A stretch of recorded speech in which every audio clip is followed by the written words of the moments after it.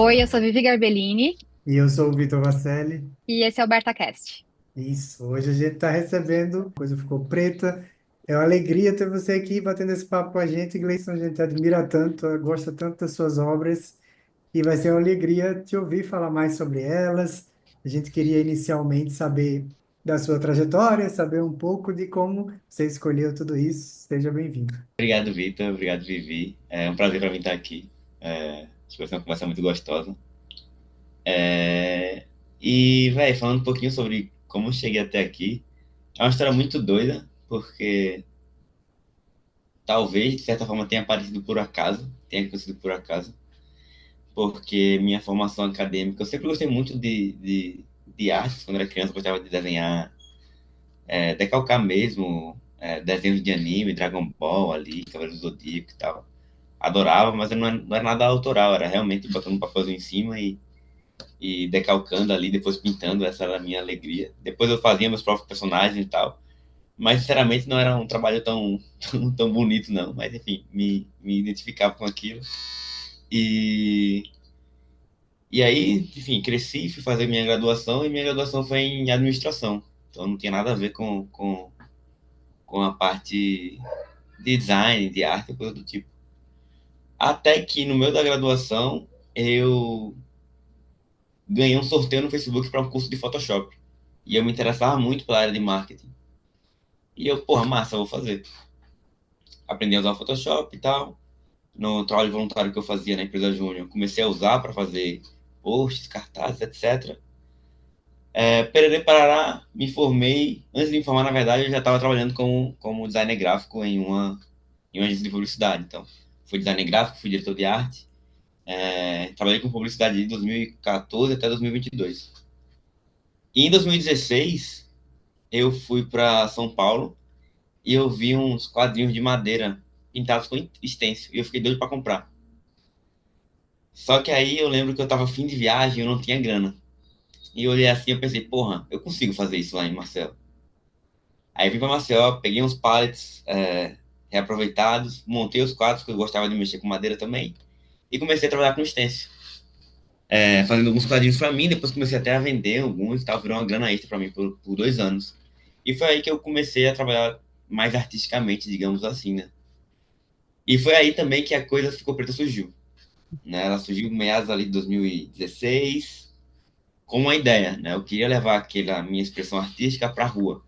Eu vejo muito importância em estar presente na rua, né? Já falei diversas vezes, diversos locais que para mim é o melhor museu do mundo, mais democrático, aberto 24 horas. Você sai de casa, você entra nesse grande museu que é a rua. Só que aí, tipo, eu trabalhava com stencil, né? E eram stencils pequenos, de 23 centímetros por 23. E eu odiava cortar o molde do stencil, odiava. Tipo, não tinha nenhum tesão. Era tipo, a parte mais morosa, assim. Quando eu tinha que fazer, eu fazia triste. E aí eu pensei, a minha ideia inicial era levar a coisa ficou preta como stencil para as ruas, né? Fazer stencils maiores, só com parede. Mas aí, tipo, eu ficava pensando, pô, se fazer um pequenininho já dá um trabalho tão grande, imagina um negócio gigante. E aí meio que me desmotivou. E aí a coisa ficou preta, ficou hibernada, digamos assim, esperando por um ambiente mais propício. Até que 2 anos depois, é, eu já sabia que existia Lambi, mas ele simplesmente estava escondido na minha cabeça. E aí um amigo meu deu a ideia da gente colar uns Lambi lá na agência. E aí eu pensei, porra, é isso. Eu sou diretor de arte, eu trabalho com design gráfico, não tenho habilidades para fazer grafite, stencil, bomba e picho, não tenho. Mas com digital eu consigo. E aí no Lambi eu consigo imprimir o meu digital e transformar ele em parada física, né? Pronto. Nesse dia, para eu colar meu primeiro Lambi foram 4 dias depois. Sim, tipo, eu fiz o Lambi, imprimi e saí para colar. Foi uma colada péssima, o Lambi saiu acho que com 2 dias, porque enfim, tava entendendo ainda como é que funcionava o processo. Não tinha muito conteúdo na internet na época, por incrível que pareça, 2018. Não tinha muita coisa sobre como fazer Lambi e tal. Tem alguns vídeos na internet ali. A Lambi Brasil tava bem no comecinho, assim, de criar conteúdo. E aí eu saí conhecendo mais artistas da cena, tirando dúvidas, a galera super receptiva, são meus colegas queridos até hoje. E de lá para cá tem sido o meu trabalho artístico, né? Com esse codinome, a coisa ficou preta. trabalhando muito, majoritariamente com Lambi Lambi, mas também, às vezes, ali, experimentando algumas coisas diferentes.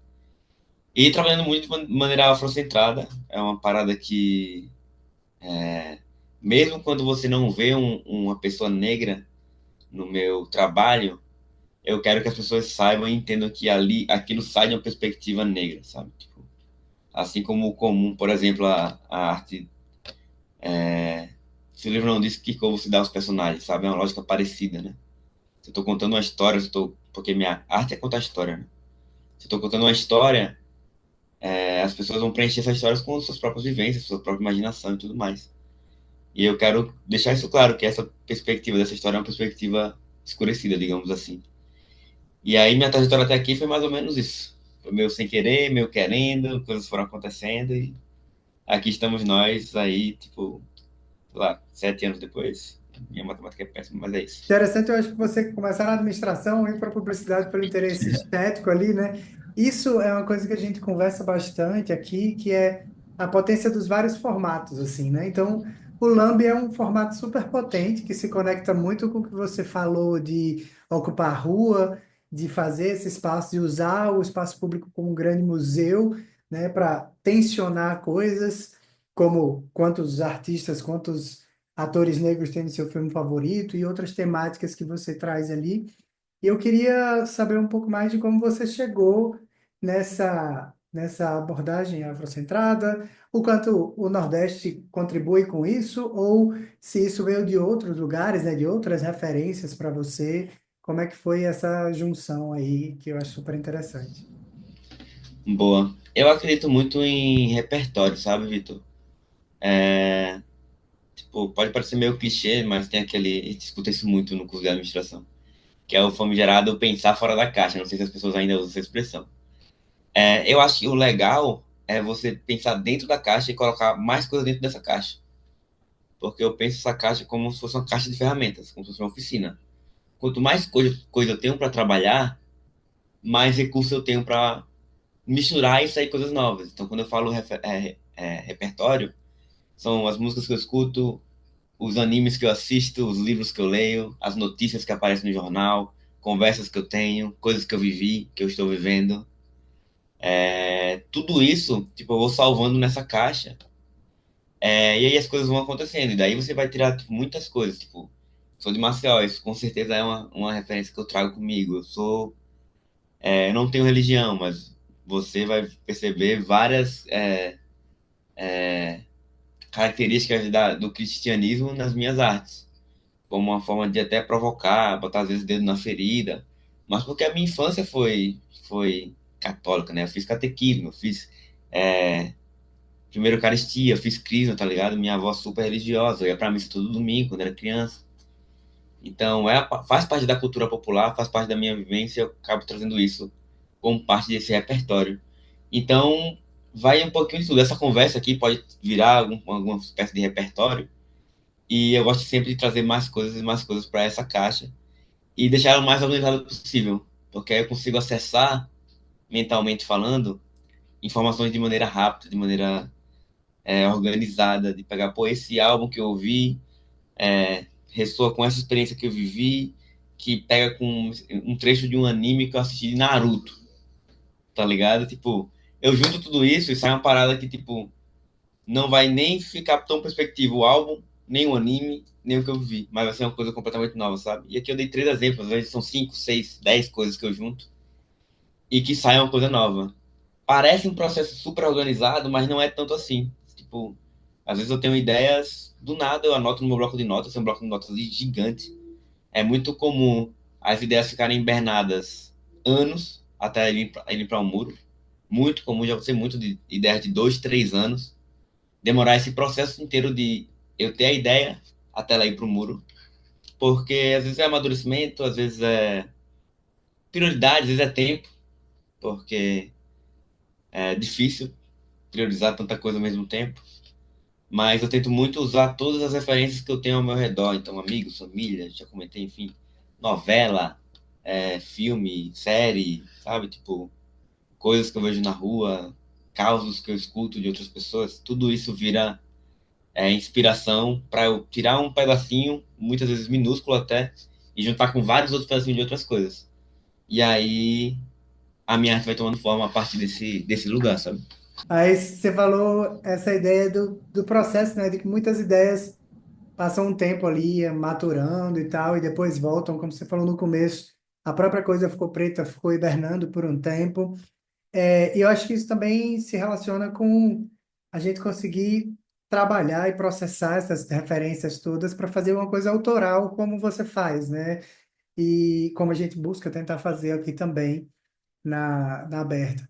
Então, eu adoro os seus vídeos de compartilhar processo, de tipo, cola comigo, olha o que eu estou pensando, cortar o stencil é assim, ou eu não lembro agora se chama stencil mesmo, né? Mas o lambe quando você corta, e você falando de aproveitar o papel, então eu coloco esse aqui, coloco esse aqui. Eu acho que retoma uma carência de informação que você falou no começo ali, né, em 2018 ainda, que é super recente, mas você teve dificuldade de encontrar referências sobre Lamb ou como fazer, né? E eu queria saber como é que foi a decisão de compartilhar o processo, porque eu tenho a impressão que ela é recente no seu perfil, é meio que do final do ano passado ali, mas queria saber mais de você de como é que foi isso. E como é que foi chegar nessa ideia de, cara, eu vou compartilhar assim, quero de tal jeito, quero mostrar às pessoas o fiscal do muro, a obra que desaparece, né, que você fez e ela desaparece depois, né, seja porque o muro foi derrubado, seja porque o sol gastou, que isso é uma coisa que aqui em São Paulo não é tão comum, né, que no Nordeste é muito comum, que é o sol queimar a pintura, seja da parede, seja do lambe, né, e como é que você lida com essa degradação natural da obra que acontece nesses espaços. Minha presença digital mudou muito no decorrer dos anos. No começo, quando eu comecei a fazer minha arte, eu era extremamente anônimo, não aparecia, era só minha arte. Tanto é que eu comecei a fazer, eu não contei pra ninguém, tipo, meus amigos, alguns amigos começaram a seguir a página, acabou chegando até eles seguiam, não sabiam que eram eu. E foi assim nos primeiros 2 anos de trabalho. Era bem assim, tipo, low profile mesmo.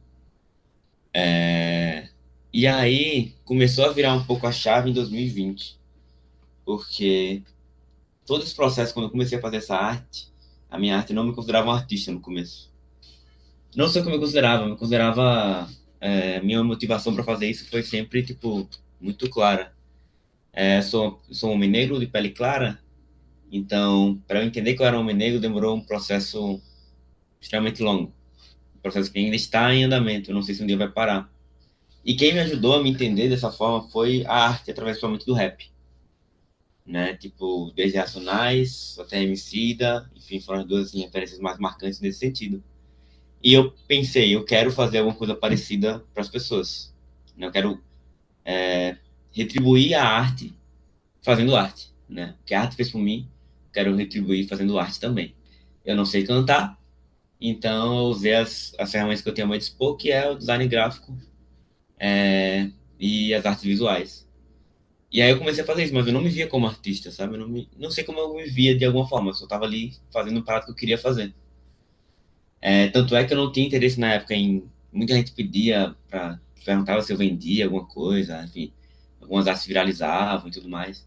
E eu não queria vender porque quando eu fazia o stencil que eu comentei lá atrás, né, com os quadros de madeira, eu comecei a vender e tal, e comecei a pegar encomendas personalizadas, e eram tipo encomendas que eu não gostava de fazer, a galera pedia coisas que eu achava brega, eu não curtia, mas também era uma época que eu tava com uma situação de grana e trabalho complicada, e aí o dinheiro dos quadrinhos acabava me ajudando bastante, mas eu perdi a vontade de fazer aquilo porque se perdeu um pouco no sobreviver daquilo, sabe?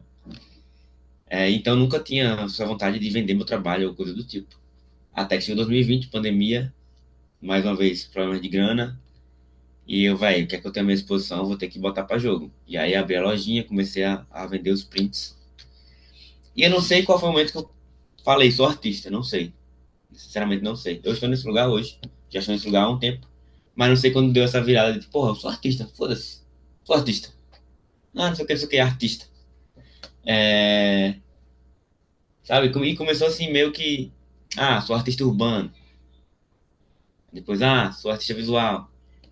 Sou artista, sabe? Tipo, então, com esse processo, também teve no meio o lançamento dos vídeos curtos, né? Ali TikTok, e aí logo em seguida o Instagram trouxe o Reels. E aí, eu gosto muito da parte audiovisual. Eu gosto muito de gravar e editar vídeos. E aí, isso trouxe um novo leque de possibilidades para mim na forma como eu me mostro digitalmente. Também comecei a aparecer mais, já aparecia uma mão ali, já aparecia meu corpo de costas e tudo mais.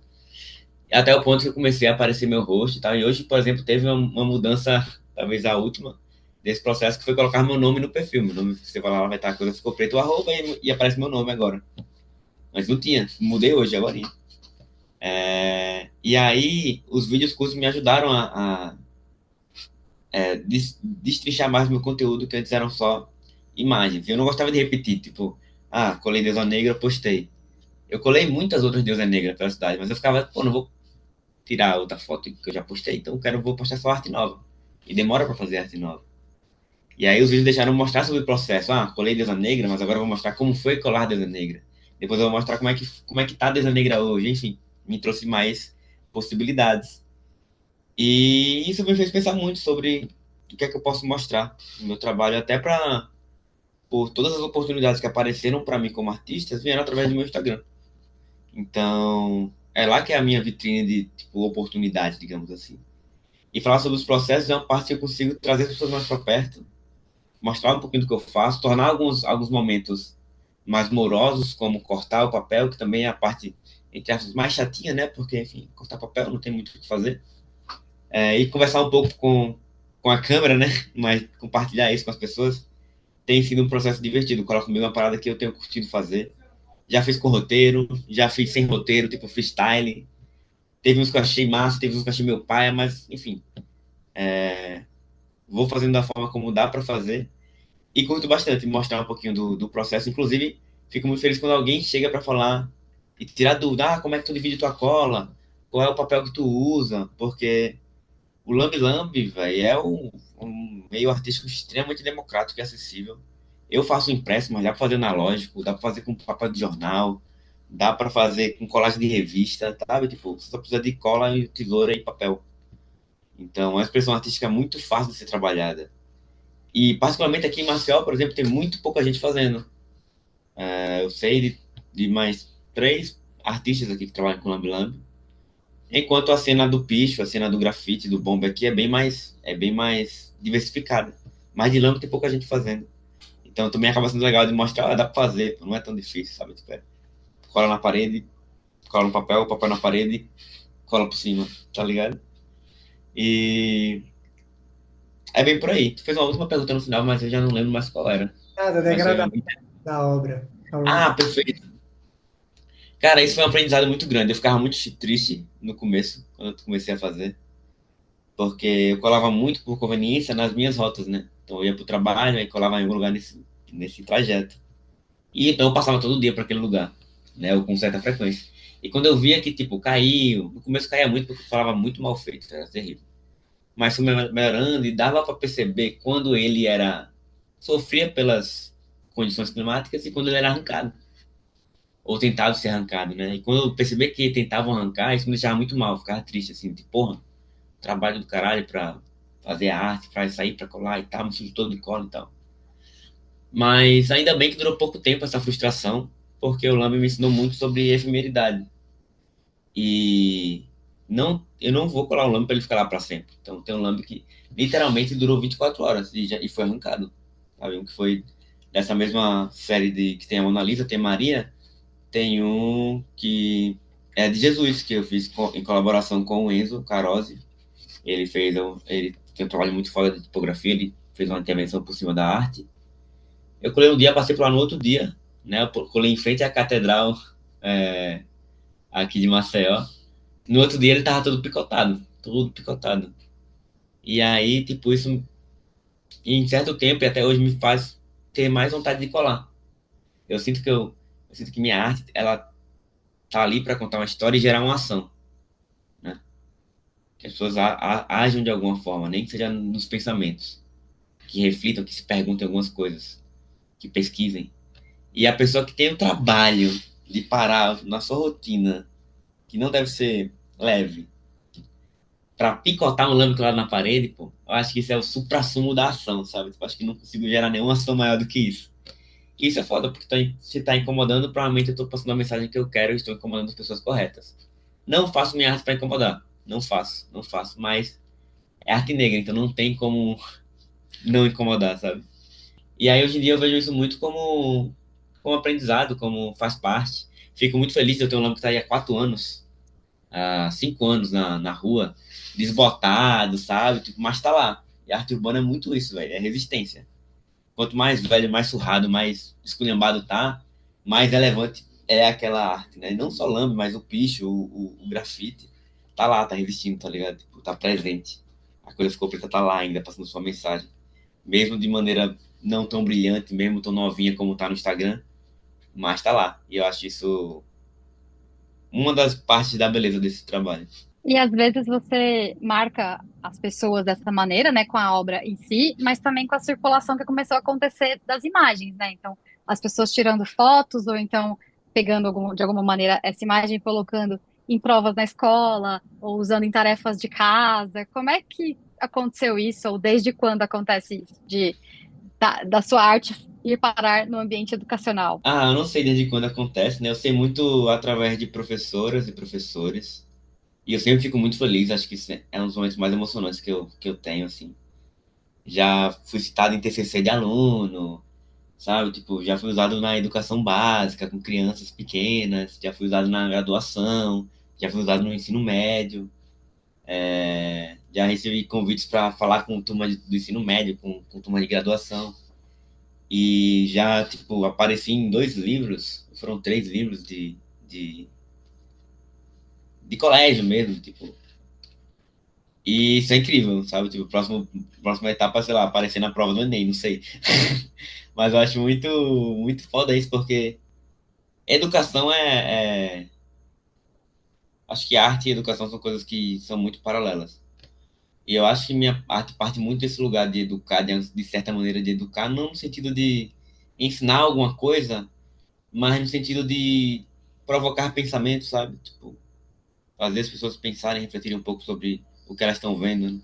Gosto muito de pensar que cada arte que eu crio, algumas são muito diretas, outras são mais indiretas, mas todas eu trato como um começo de conversa, né? Eu tô aqui, puxei um papo com você, mas você vai terminar esse papo, sabe? Você vai trazer o que você viveu, o que você acredita, sua experiência, seus traumas, e vai terminar aquela mensagem da forma como fizer sentido para você. Eu não tenho controle sobre isso.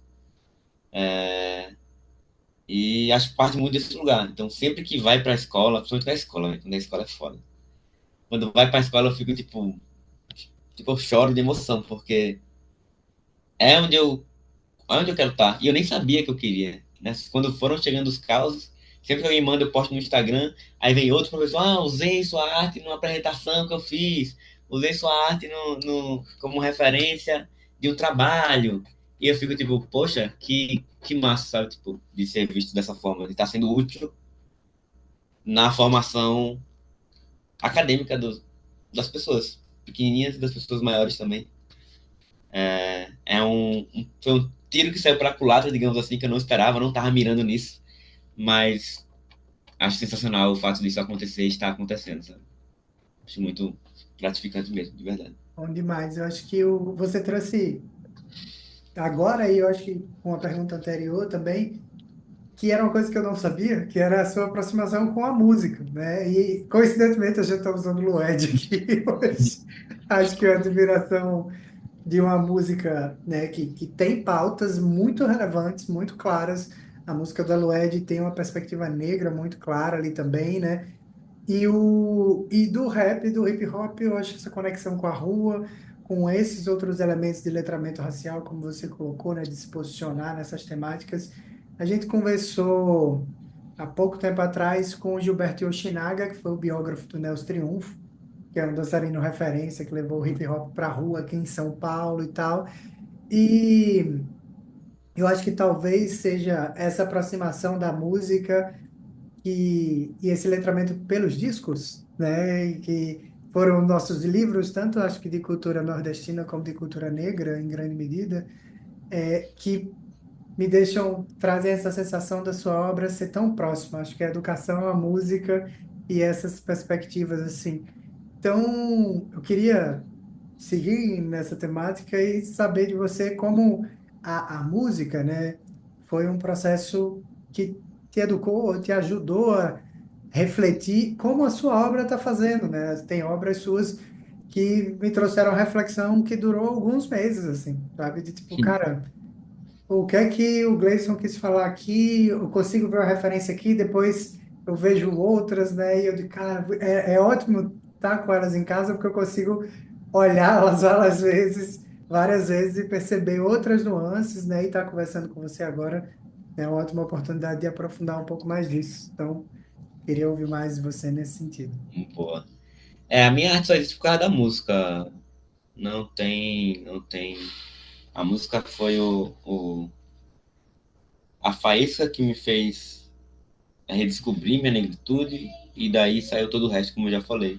Não tem como você crescer no Brasil sem escutar música negra, impossível.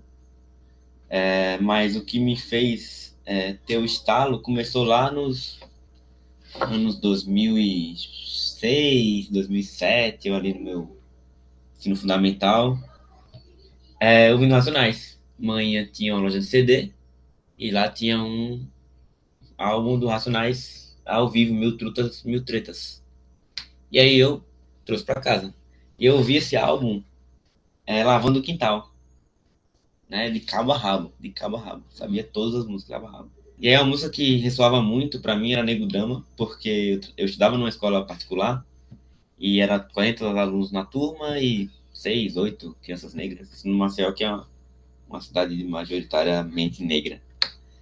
E aí tocava Nego Drama em algumas ocasiões e eu ficava, sabe, na minha cabeça de pirraia, eu ficava tipo, eu posso cantar essa música mais do que o resto da galera que tá cantando, tá ligado? Eu ficava tipo, sabe, tipo, é uma história foda, Nego Drama, tipo, que ao mesmo tempo que era perto da minha realidade, era distante, né? Porque a Zona fazia muito essa parte das comunidades, e, enfim, da rotina e da vivência desses espaços, e que eu não vivia aquilo. Mas foi esse momento inicial, assim, que eu tenho de memória de, pô, ali começou. E aí o ápice veio em 2009, com a primeira mixtape do Emicida. Pra quem já mordeu o cachorro por comida até que eu cheguei longe. Véi, isso aí foi, tipo, esse álbum é sensacional, vira e mexe, me pega escutando. Eu usei a música dele, tipo, a intro dessa mixtape eu usei no trabalho de sociologia inteira, sabe? É tipo uma recitação. E esse álbum me pegou muito, que eu comecei a entender que aquelas coisas que aconteciam comigo tinham um motivo, tinham um nome, não era o acaso, sabe? Tipo, de ser seguido em determinada loja, em determinado shopping, de ser expulso de loja, sabe? Tipo, ser agredido na rua, de as tias segurarem a bolsa quando eu tô passando no centro. Porque é isso, eu era uma criança do cabelo cacheado, grande, toda suja, porque vivia jogando bola, se arrastando no chão, o joelho todo sem as tampas. E, tipo, eu achava que aquilo aconteceria com qualquer pessoa, né? Que não tinha um motivo especial. E aí, tipo, a música me fez olhar, tipo, caralho, isso não é selecionado ao acaso, sabe? Tem algum padrão aqui que tá se repetindo.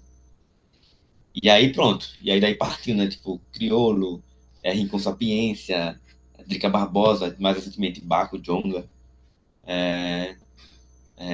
2E de Nis, que eu tô curtindo muito ultimamente. São, sim, referências que eu escuto, e principalmente quando ressoa com alguma parte da minha vida atual aí, que eu fico, tipo, meu Deus, faz muito sentido. E não consigo não sair de curtir, sabe? Pode parecer até meio. Eu escuto de tudo, assim, musicalmente falando. Gosto do meu samba, gosto de um pagodinho, de um reggae, de um, de um funk, de uma seresta boa. Mas o rap tem essa mensagem muito forte, assim. Pode até parecer meio clichê, né? Ah, artista negro só deve ouvir rap. Mas, vai, não tem como não. É tipo assim. O, o Kendrick falou no discurso dele lá no Grammy, se não me engano, né? Nós somos a cultura. O hip hop é a cultura. E, velho, é bem por aí mesmo, sabe? Tudo parte de lá, assim, sabe? É uma forma de expressão muito potente e que atravessa muitas coisas e o meu trabalho não foi diferente disso, sabe? Não só meu trabalho, como eu como indivíduo também. Uma coisa também não tá separada da outra, né?